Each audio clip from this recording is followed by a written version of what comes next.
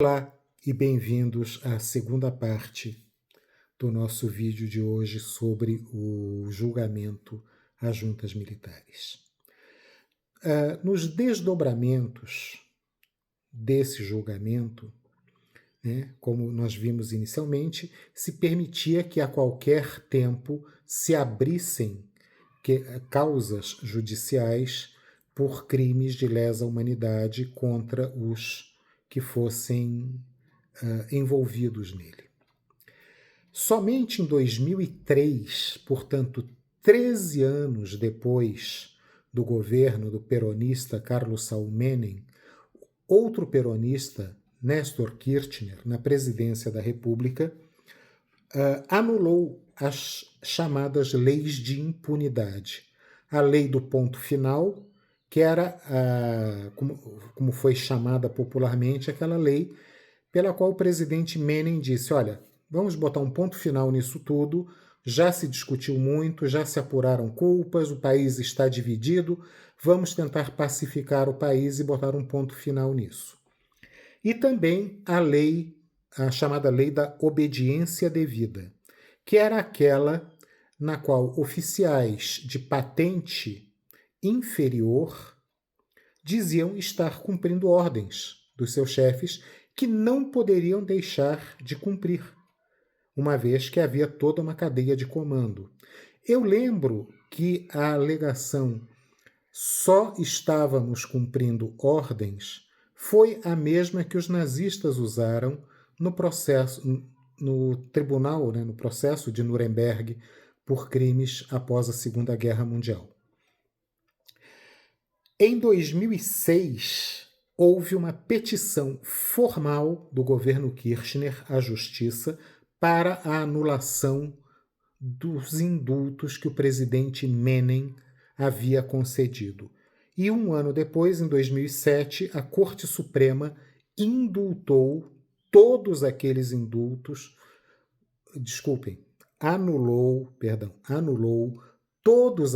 indultos por insanável inconstitucionalidade.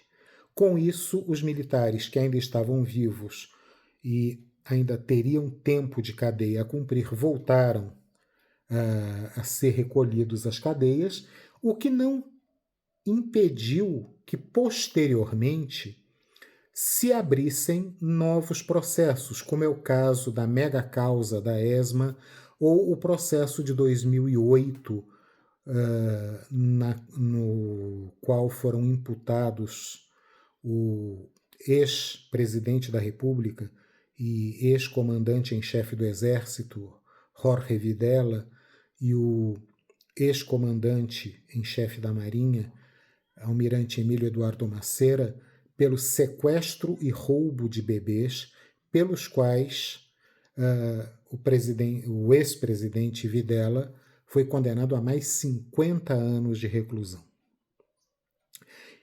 É muito interessante nós pensarmos nessa questão da obediência devida, retomando o que falamos no primeiro vídeo, sobre uma das linhas de argumentação da defesa dos acusados, a de que eles estavam cumprindo normas, cumprindo ordens da presidência da República que não poderiam deixar de cumprir na sua condição de militares, na sua condição de comandantes em chefe das forças singulares que comandavam.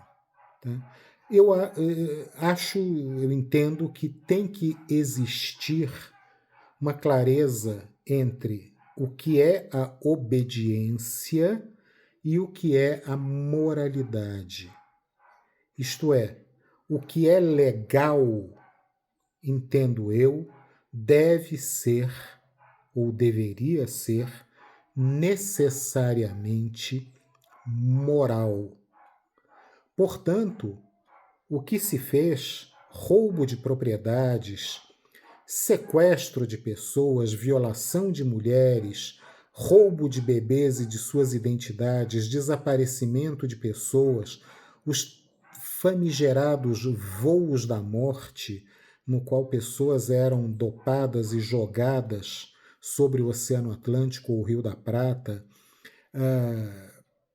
torturas ou simplesmente a execução de adversários políticos, daqueles que eram chamados de o inimigo interno, estão longe de serem atos morais.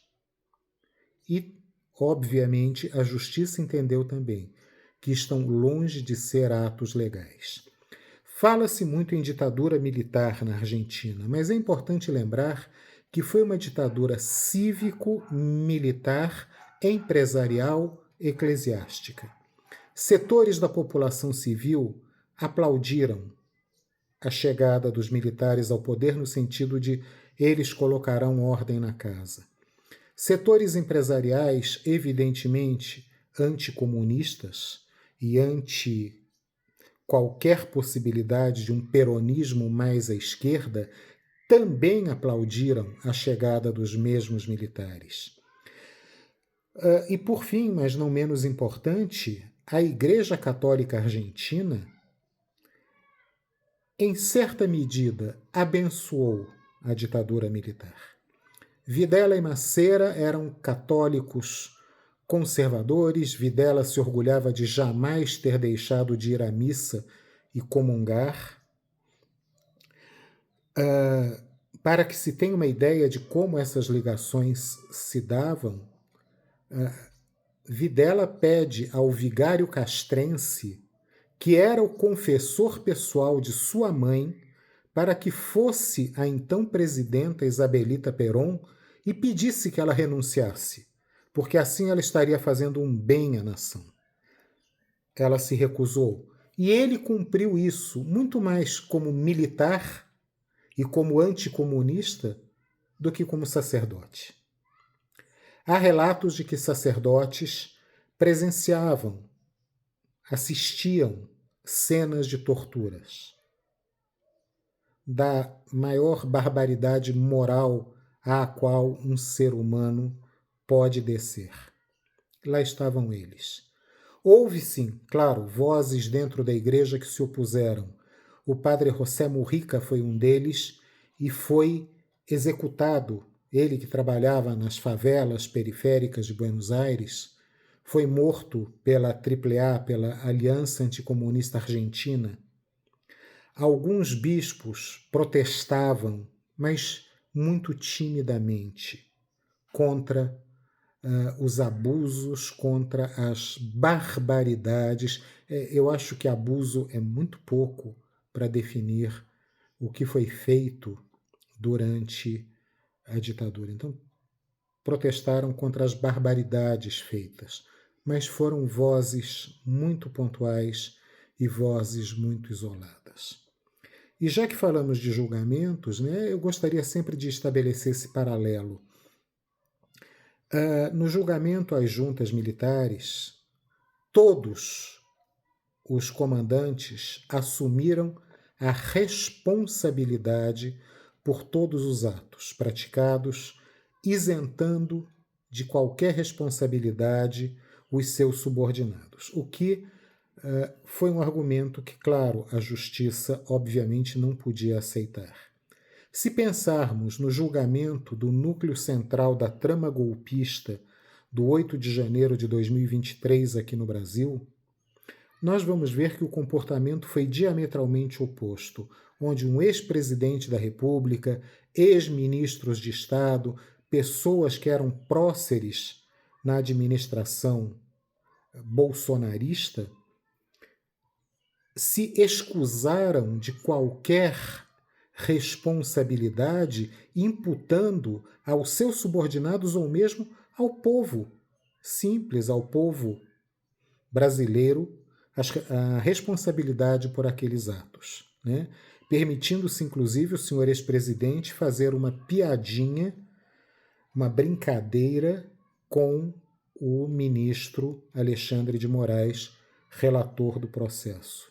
Se vocês acompanharem todos os vídeos do julgamento às juntas militares, vocês verão uma postura completamente diferente, de comandantes que, acusados e responsáveis por crimes hediondos, por crimes abjetos, por crimes de lesa humanidade, por crimes dos quais sabiam que seriam condenados e seriam condenados a penas pesadas, como foram Videla e Macera, a prisão perpétua, como Roberto Viola, com, se a memória não me falha, 20 anos de reclusão, alguns até sendo surpreendentemente absolvidos,